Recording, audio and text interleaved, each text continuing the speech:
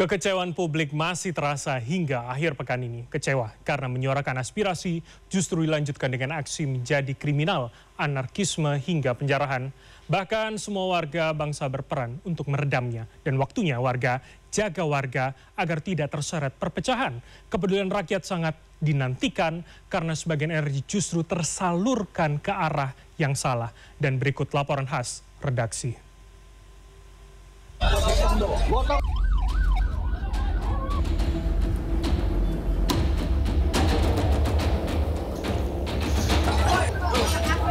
Ekses dari unjuk rasa di hari-hari terakhir sangat memilukan. Nyawa rakyat menjadi korban hingga banyak fasilitas umum luluh lantak dirusak. Perjuangan menyampaikan aspirasi tidak didengar, akibatnya mereka kesal karena elit negeri ini tidak peka. Rakyat hidup sulit sementara para elit hidup dengan kemewahan. Ironisnya aksi penjarahan justru terjadi.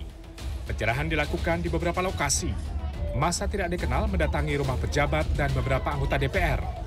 Di titik ini, penjarahan dalam bentuk apapun tidak bisa dibenarkan. Karena penjarahan adalah pelanggaran hukum dan tidak layak ditiru. Dalam 24 jam terakhir, jagat dunia maya mulai diramaikan dengan hashtag warga jaga warga. Di beberapa platform media sosial, mulai TikTok hingga Instagram, banyak netizen yang mengajak agar warga saling menjaga dan stop penjarahan.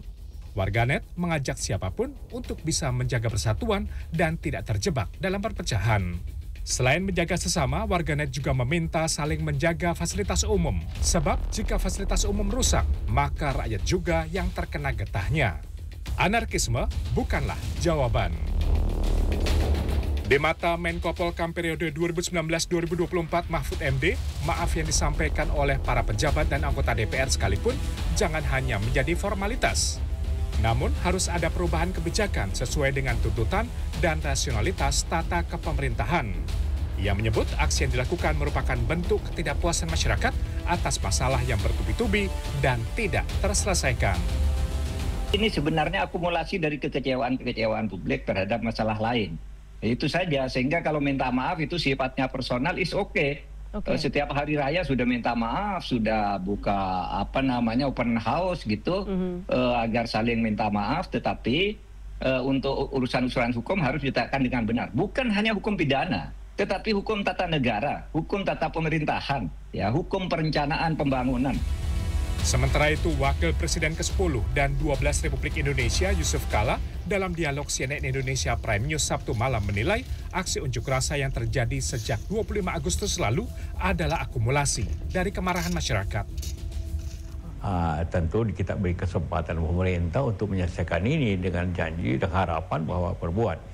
Tapi pemerintah juga tentu harus bertindak efisien dalam arti kata pemerintah sendiri juga saya yakin dalam setahun ini Bapak Presiden akan mengadakan koreksi internal yang lebih banyak dan tentu mengambil langkah-langkah yang memperbaiki keadaan. Itu yang kita harapkan memang karena koreksi masyarakat itu juga menyangkut itu perilaku pejabat-pejabat perilaku DPR yang tentu tidak sesuai dengan harapan masyarakat itu harus dikoreksi.